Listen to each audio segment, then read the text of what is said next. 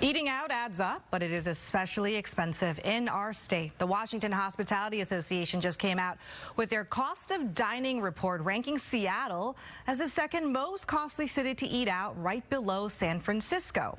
Seattleites are paying 17% more than the average price compared to other big cities. And statewide, get this, we are #1 most expensive, with menu prices almost 14% higher than the national average.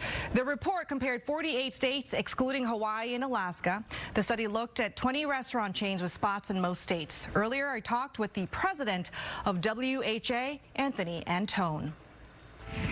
Seattle doesn't really surprise me, but to hear that statewide we are #1 most expensive in the mainland U.S., that's a bit surprising. So break down the specific reasons on why it is so expensive to dine in our state. Yeah, we were really surprised by that too when we saw the numbers. We knew it'd be upper mark, but to see #1, I think validated a lot of the anxiety we're hearing from a lot of the members, and the drivers of that are a lot of the costs that are unique to Washington. A lot of the things we've chosen to support our states to do just have a cost to them, and they're expensive, and at the end of the day, they drive up the cost for business, and they drive up what you pay in the menus. And so when you combine this with the major study that was done last year on average profit margins, we saw that Washington's labor cost is approaching 40%, which is much higher than the rest of the country. The labor costs are approaching 40%, and yet our average margin is at 1.5%. So we're 60% lower, less profitable than if you were in just about any other state. And so to have higher costs, and at the end of the day, we have to pass them on. And so you combine a lot of the wage laws we have here in Washington, a lot of the tax laws, and a lot of the regulatory laws, it just starts adding up. And at the end of the day, the customers are seeing it on their bill. Are you saying, when you talk about labor prices, are you talking about specific wages? So when we talk about labor costs, there's three main costs in a restaurant: the labor cost, the cost of your food, and then the cost of everything else. And those are generally, when operators talk, those are the big buckets. Labor costs are typically the wages, the benefits, the requirements that you need to pay for to go with labor. So you're talking about state policies. State policies are in that. You said that we have things. So the state minimum wage would be in that. The state overtime rules would be in that. The workers' comp and unemployment insurance taxes, all those labor costs directed to hiring someone to cook your great food and give you great service would go into that bucket. So Seattle too, obviously we just mentioned that San Francisco was #1, but Seattle was #2.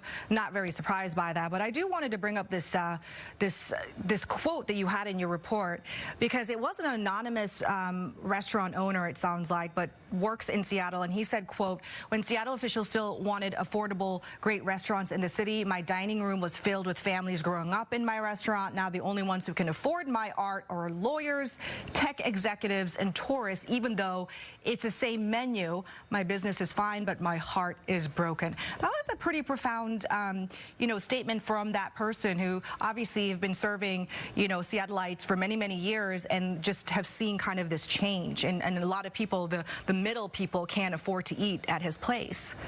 Yeah, it was such. I was in the room when he said it. It was such a prophetic statement. And you could tell it was from his heart. He just loved his business, and the costs in the city and the drivers in the city has just forced him to increase and increase and increase his prices, to the point of what he needs to do to serve great food for his restaurant has become unaffordable for others. Well, why stay anonymous? He was really impacted by that.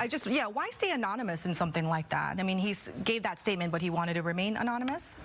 It was in a, so the reason that it was anonymous is in the Seattle area, when operators talk about their struggles in their business, they tend to get really attacked on their Yelp and the other areas, and and it's hard to be honest about your restaurant in the area when you get an organized attack against your social media.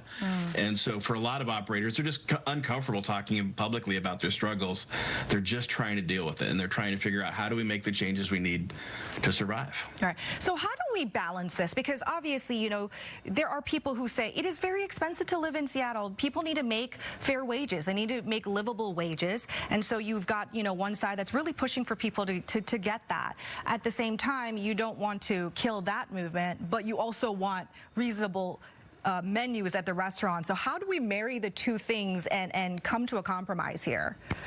Well, I think at the end of the day, that's why the report really wasn't advocating for change. It was just more an awareness.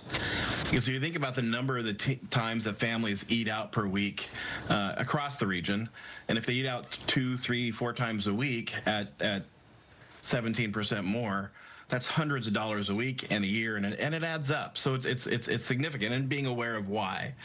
I think a lot of us feel like we ought to unite as a community around affordable housing. And I think that's something we ought to come together and figure out, how do we make housing more affordable? How do we bring down the price of housing?